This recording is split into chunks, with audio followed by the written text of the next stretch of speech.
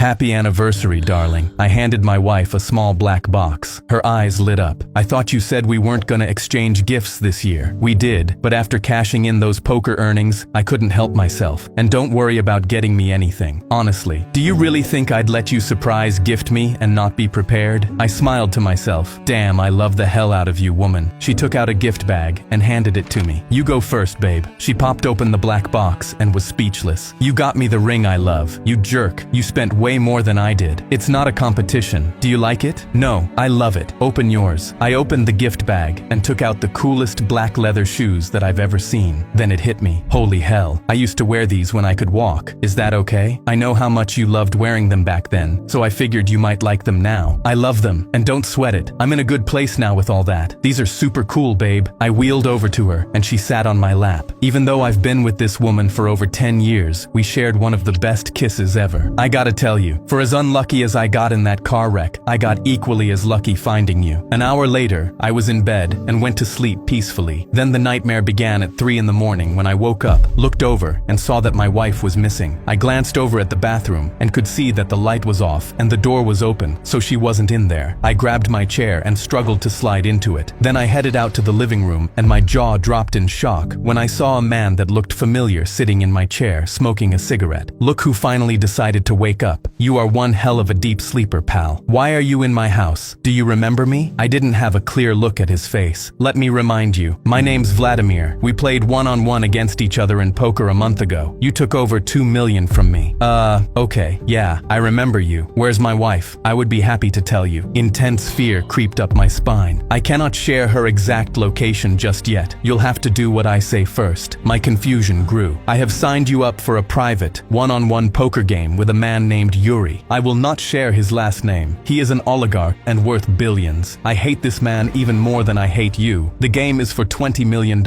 You're going to win the $20 million pot and give me every penny of it, or else I'll take your wife out on my boat and dump her in the Hudson River. I felt abject terror and rage flood my body, but had learnt from years of poker to keep every muscle in my face completely still. I'm not doing crap unless I see proof of life. He showed me a picture on his cell phone of her tied to a chair with a gag in her mouth. She looked horrified. Will you play along and be a good little boy, or will you make me a murderer? Fine. I knew I had to agree because I would do anything to save my wife. I am so glad you are cooperating. Here, he tossed me a small round device. That's a surveillance camera with audio capture that will be tracking your every move from here on out, just in case you were thinking of going to the cops or doing anything stupid. Clip it onto your collar. If you take it off, I'll consider that your resignation and take your wife out immediately. I will not wait. I've done this many times before, so don't test me. I clipped it onto my collar. I felt an eerie coldness, knowing that from this moment on, I was always being watched. I will text you the address for tomorrow night. Don't be late, and have a great day. I'll be watching. He giggled like a schoolgirl and left. Tons of dark thoughts raced through my mind. There was no way the surveillance camera could pick up what was happening below my waist, so I texted my cousin. Help! Anna's been kidnapped. I'm being forced to play in a private poker game against some Russian oligarch. If I don't win, he'll kill Anna. You'll need to sneak into my place as quietly as you can behind me and put a wire on me from behind. Get all of your FBI guys on this. 20 minutes later, my front door slowly opened and I made sure to face away from it. It was my cousin. He tiptoed in, snuck up as quietly as he could behind me and positioned a wire inside my shirt and taped it onto my back. He didn't say a word as he did it. He put his hand on my shoulder in a reassuring way, then handed me a small Beretta handgun. He texted me a few minutes later. The FBI will be monitoring everything and working behind the scenes. Stay strong. I discreetly taped the handgun onto the back of my leg. I sat in my wheelchair in cold, eerie silence and stared at pictures of my wife on the side table in the living room, and my rage towards this Vladimir bastard grew. I put on my slick black leather shoes that my wife gifted me. I thought of it as my good luck charm. Then I got the text of where to be. I went into my bank and withdrew the buy-in money, which totaled 5 million in cash. Nightfall came, and I got into my disability-assisted Mustang with my hand pedals and drove to a mansion in the Hamptons. I adjusted the surveillance camera and wondered if that dick, Vladimir, was actually watching, and if he was making my wife watch. The thought of that made my heart ache. I made my way up to the front door, and it opened before I could knock. A Russian woman smiled at me. "Welcome, sir. Please, follow me." I followed her into the largest living room I have ever seen. "Can I get you something to eat or drink?" I glanced over and saw a personal chef awaiting my order. "Whiskey, neat." I followed her into a private room where I saw Yuri. me. He was already sitting at the poker table ready to play. He had an opened black briefcase full of cash in front of him, and he glared at me with no pretense at all. I was the enemy. I saw a massive, tattooed Russian security guard standing in the corner of the room. He had muscles popping out of his forehead. He came over to me and felt me everywhere for any weapons. I quietly panicked and thought, please don't find my gun or my wire. He felt along the sides of my legs in the chair, but not underneath them. Phew, close call. Yuri addressed me. I have counted out the chips for you. Dahlia, take his buy-in. His assistant took my bag of cash, counted it, and then put it into a nearby safe. Dahlia here will be our dealer. All right, no small talk, just how I like it. Let's roll. Small talk is for small people. Let's make one thing very clear from the beginning. I have nothing but hatred for you because you are a threat. How so? You threatened to take a large percentage of my livelihood. I dislike that very much. That was very confusing. Then why do you play? I play so when I win, I get to watch someone's entire world crumble to pieces around them. Watching the agony and devastation in their eyes up close is thrilling. So you get off on hurting people? Cool. Great character trait. Ready to lose all your money? He grinned. The first few hands went as expected. Not much action on either side as we both tried to feel each other out. I saw that he had tapped on the table when he had a decent hand, and he squinted his eyes when he had a really good hand. And he wasn't trying to bait me with those tells. He did them way too naturally. Then I got my first big hand. Pocket aces. The strongest starting hand in poker. I didn't bet. I checked, hoping he would bet. He did the squinting eye thing, so he definitely had good cards, maybe a pair. He bet a lot. I matched him. Then we got to the last river card, and I made a full house. 3 aces and 2 jacks. I had him, and I knew he would bet heavy, because I guessed that he had 2 pairs. He bet half of his pot, which was $3 million.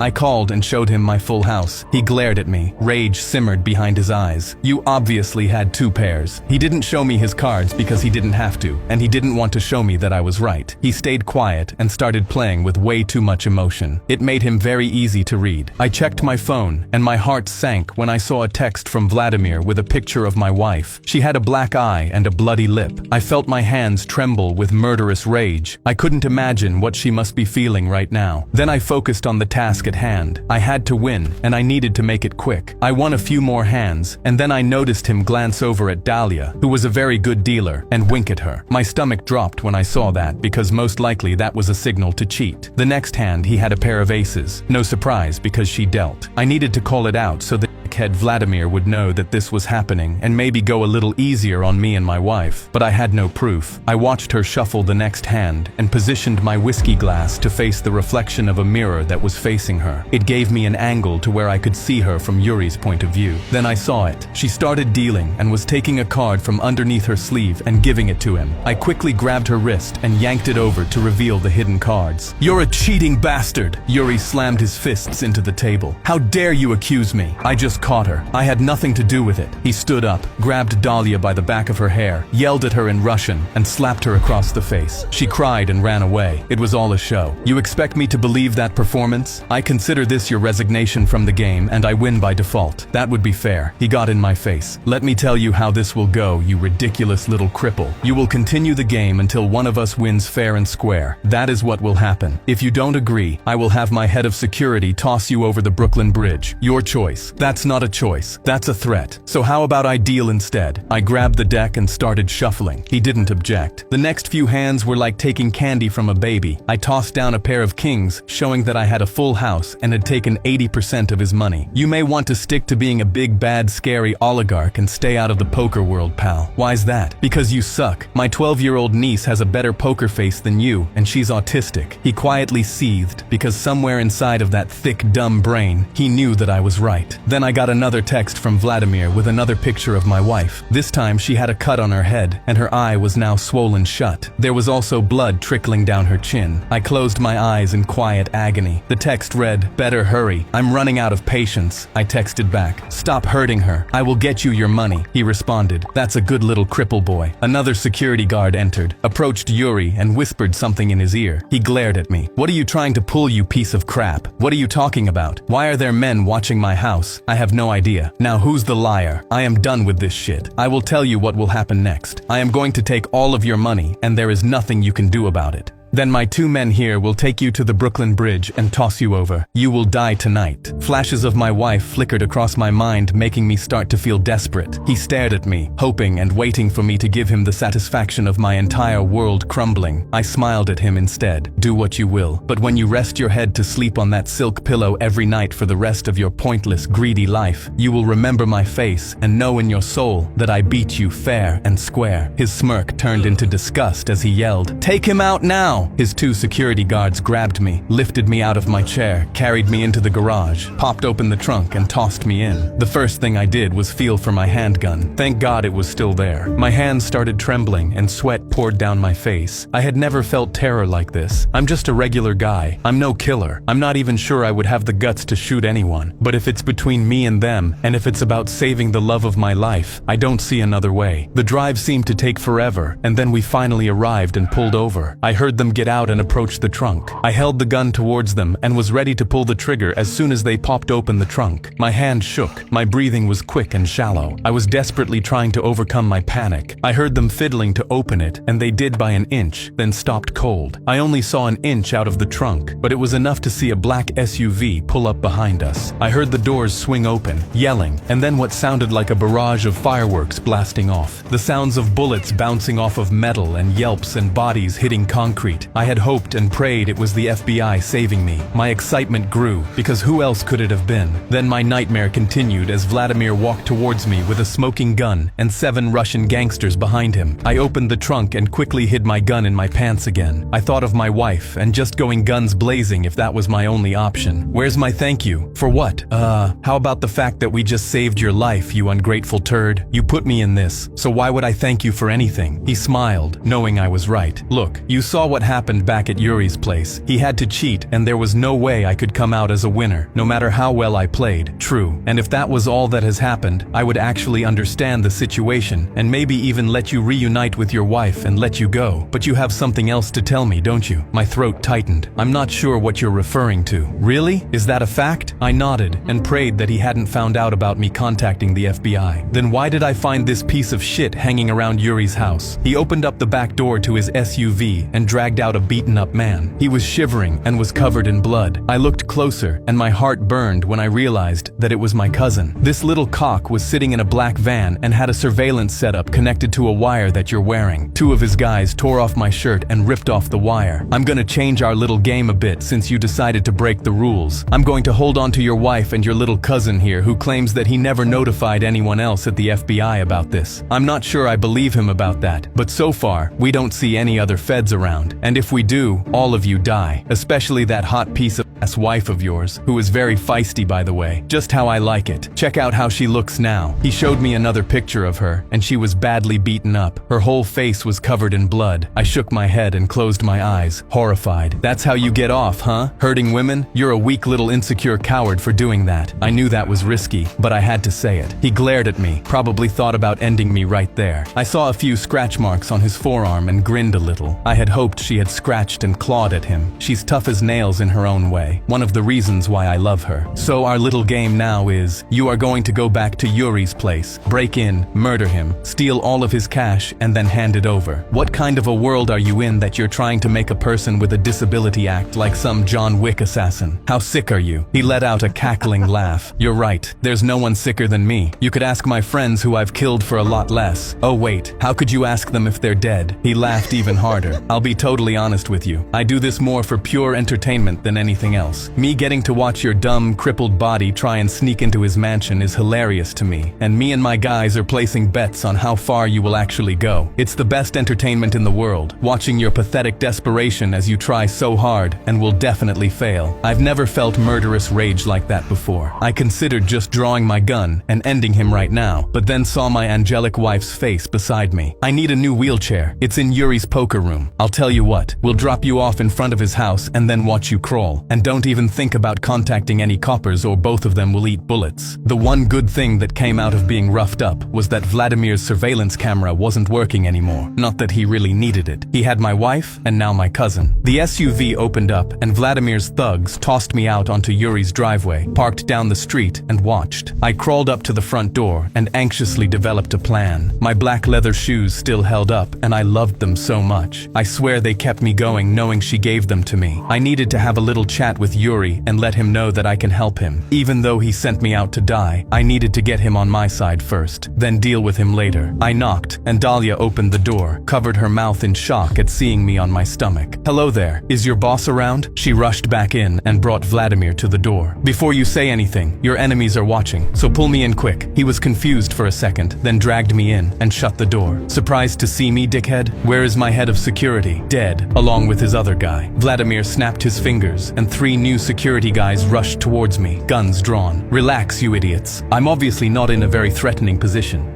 I had reached a point of numbness here, well beyond fear for my own well-being. All I cared about was saving my wife and cousin. Vladimir killed your guys and wants me to rob and kill you. In case you didn't know it, he wants everything you have. So, here's what's gonna happen. Vladimir needs to think that I've taken you out and stolen your cash. Then I'm supposed to give it to him. Yuri paced in a murderous rage. "That ungrateful bastard. How do you know the guy anyway? He's my little brother." I was shocked. "He got left out of the will when our father died and I got everything. Just my luck. I get stuck in a family feud of oligarchs. We need to fake your death, lure him in and set a trap. But here's the deal. If I pull this off, you let me go." "Fine." 20 minutes later, I called Vladimir from Yuri's phone. "It's done. Yuri's dead and I have your money. But I'm not giving you shit unless you tell me where my wife and cousin are being held. I must say, you are one slick, crippled freak. I am impressed. Your wife and cousin are in a storage unit in Brooklyn. I will give you the key." 10 minutes later, Vladimir and his 3 Russian thugs entered, guns drawn, just in case I was lying. Yuri and his 3 guys were lying on the floor with fake blood on them. I was sitting in my wheelchair, smoking one of Yuri's cigars. Vladimir smiled when he saw me and tossed me the storage unit keys. "I must know, how did you pull this off? Intelligence wins over muscle every time." That triggered 5 of Yuri's assassins to storm into the room from every direction and blast all of Vladimir's thugs. Their bodies got riddled, but they also had machine guns and were counterattacking really well. I just stayed as still as possible while bullets bounced off of the walls and furniture. I couldn't move, and as terrified as I was, I kept a cool poker face and just kept puffing on my stogie. Yuri stepped up and was blasting away, along with Vladimir. Both men were firing relentlessly at each other.